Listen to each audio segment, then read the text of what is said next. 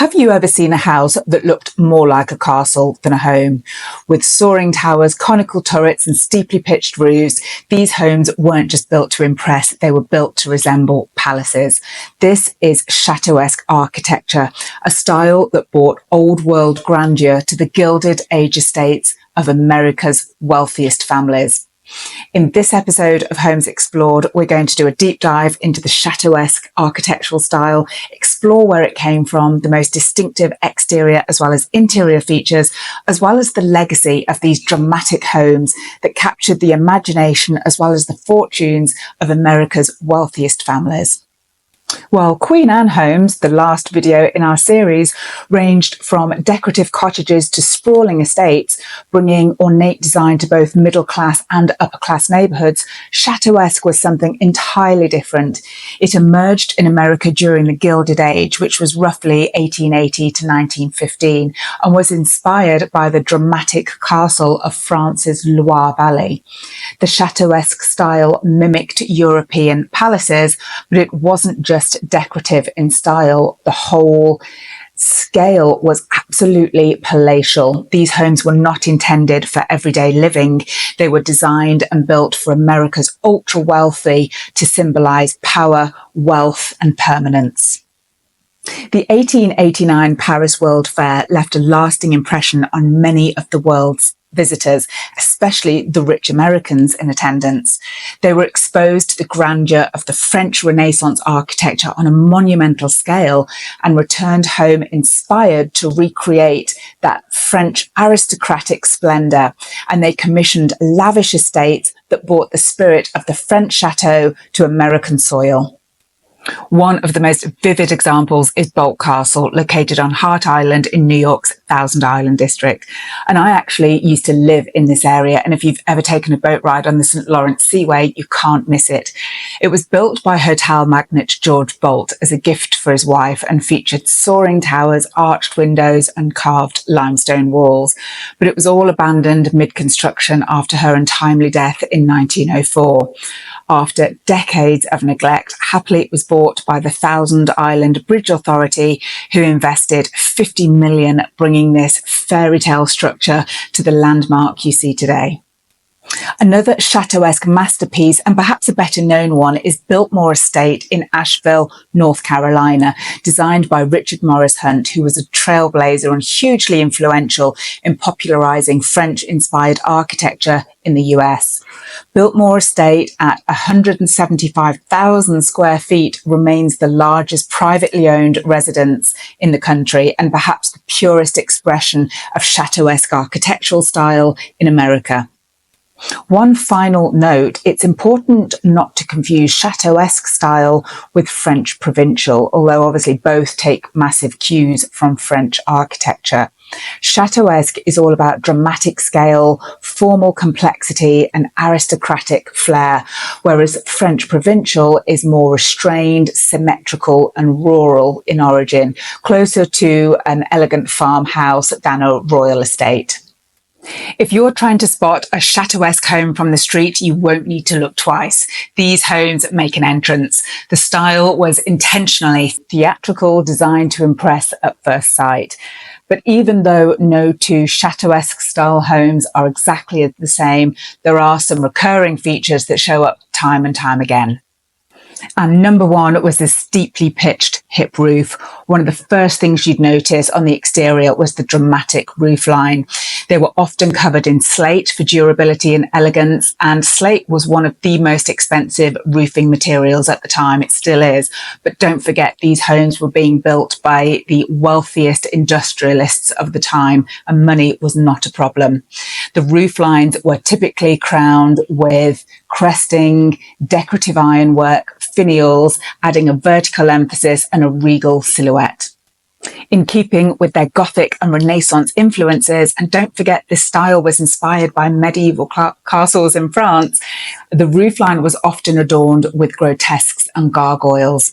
Now, gargoyles did serve a practical purpose. They were decorative downspouts which directed water away from the building, and the word gargoyle actually comes from the French word gargouille, which means throat or gurgling, and it was a reference to the sound the water made as it passed through the downspout. In contrast, grotesques were purely decorative. They were fantastical creatures or faces or hybrid animals that kind of added drama and mystery and even a sense of humour to the building's facade. Exterior feature number 2 were the tall, ornate chimneys.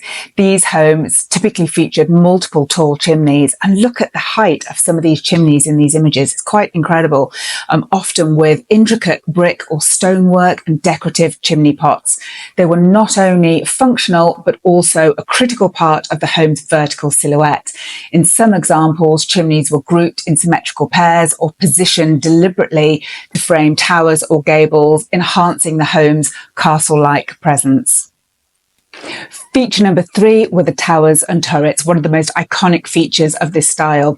So just to clarify the difference, towers rise from the ground, anchoring a corner or an entrance with a full vertical line, whereas turrets project from an upper story and go upwards so they don't touch the ground.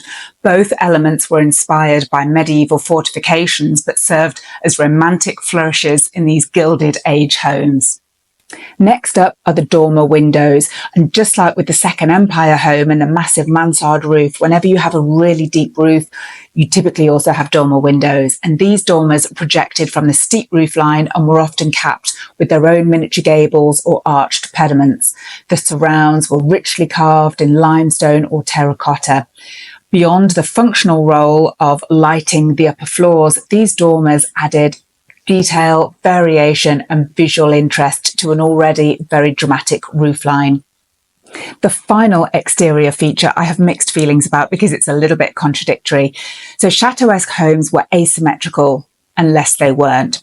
So they were often designed as a sprawling asymmetrical layout, a dramatic mix of wings, gables, recesses, towers, to mimic the European medieval fortresses, which over the centuries kind of evolved. Remember the original inspiration, they weren't designed as homes as such. They were medieval castles designed primarily to defend.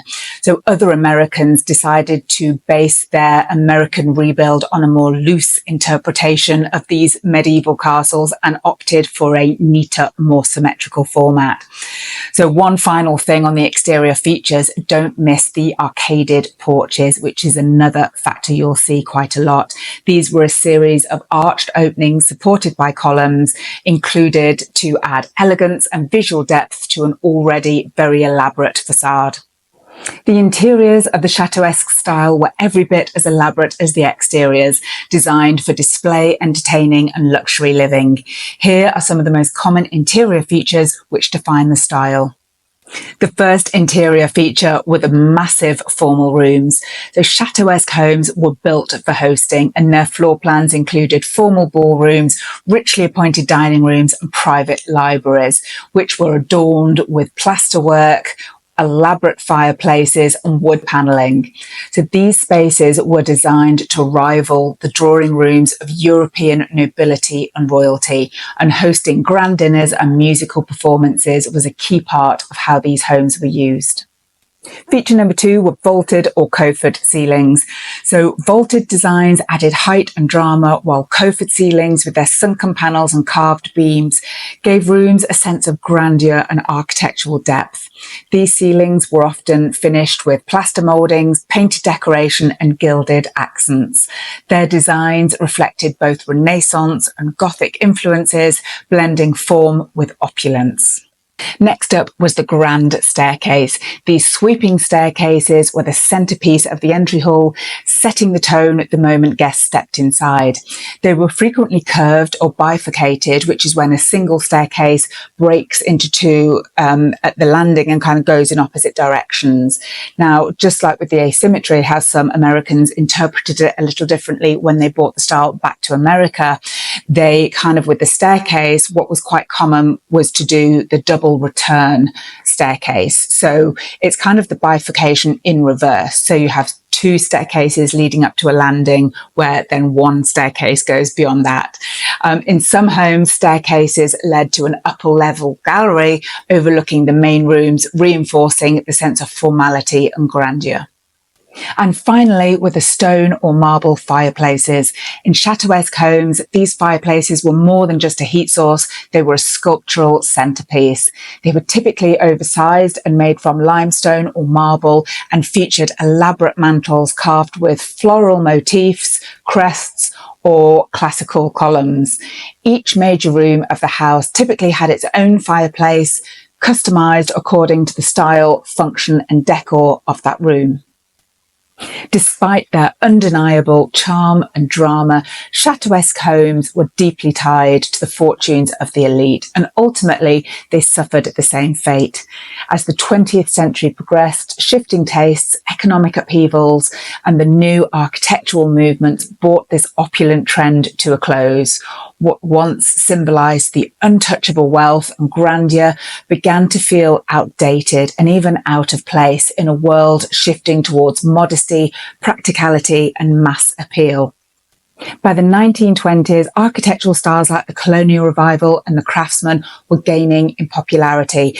And although these styles by no means usurped the Châteauesque, because you're talking a very, very different price point, there was nonetheless a cultural shift away from extravagance. The Châteauesque homes were also extremely costly to maintain, and the Great Depression of 1929 hastened their decline. Still, the legacy lives on. Landmark estates like Biltmore or Bolt Castle have been preserved as museums or cultural sites, while others have found new life as luxury hotels or private institutions. And though true Châteauesque homes are rare to find today, you can still spot the odd subtle sign in custom builds and castle-inspired estates. These homes may not suit modern living, but they remain unforgettable. Thanks for joining me on this deep dive into the Châteauesque architecture, the most extravagant and theatrical style ever to grace the American landscape. If you enjoyed this video, don't forget to like, subscribe, share, and check out the rest of the series where we explore the design history behind homes, both grand and humble. And if you've ever spotted a turreted mansion that looked like it belonged in a fairy tale, now you know.